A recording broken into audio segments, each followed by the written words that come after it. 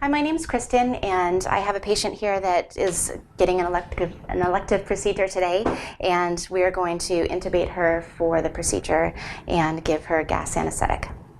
I wanted to talk a little bit about airway security and how I choose my tube.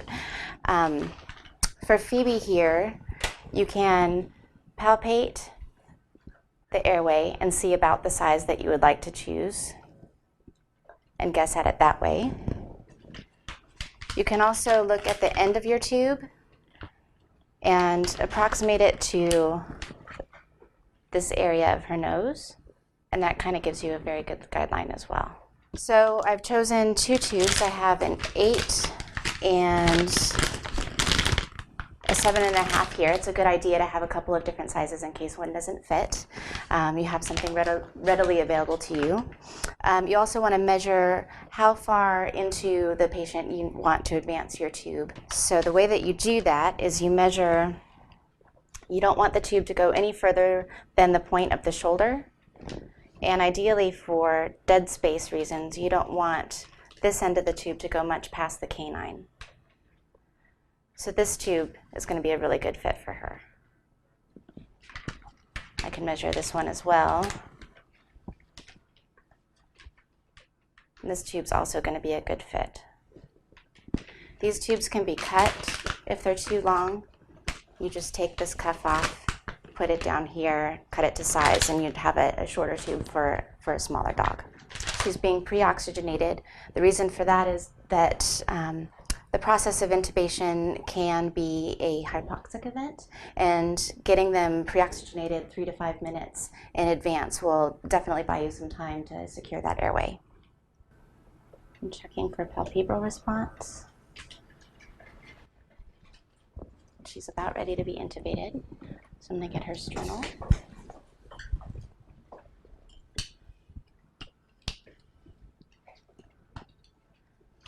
My cuff has already been checked to be airtight.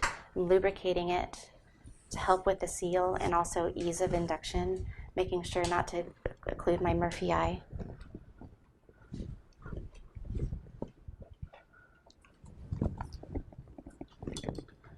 You pull out the tongue, set your laryngoscope right at the base of the epiglottis there, and you can see where you need to go in.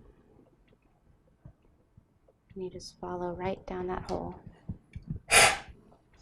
You're seeing the tube passing past the arytenoids and into the major bronchus.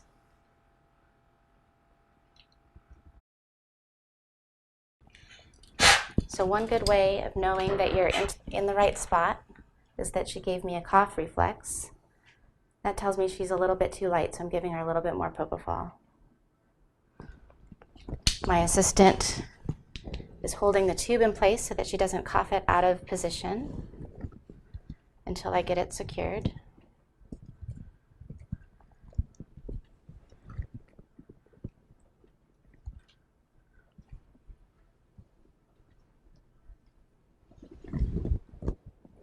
And prior to turning the gas on, I'm going to inflate the tube, inflate the cuff.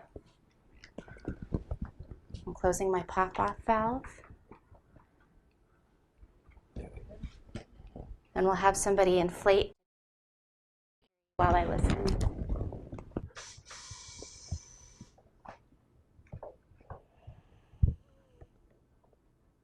Okay, it's holding here.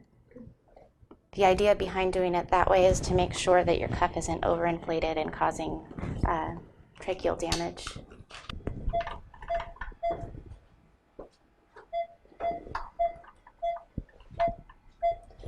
So the patient's been intubated, her cuff's been inflated and secured, and the assistant has lubricated her eyes to keep them from drying out under anesthesia. We've started the monitoring process, and there's somebody in the background doing that right now so that I can go over a few things. The answer to the question, is your patient properly intubated, should never be I think so or maybe. And the way that you can know for sure that they're intubated properly, there's a couple ways. One is to palpate and see if you have one rigid tube or two. The esophagus is typically not able to be palpated, and if you have too rigid tubes, that means that you're probably in the wrong spot. Another way to tell is that when she's breathing, is she fogging up her tube? And she is. And is she properly moving her bag at the same rate that she's breathing? And she is. We want to make sure that you can hear lung sounds on both sides of the dog, and not just one, which would mean that she's intubated into one major bronchus.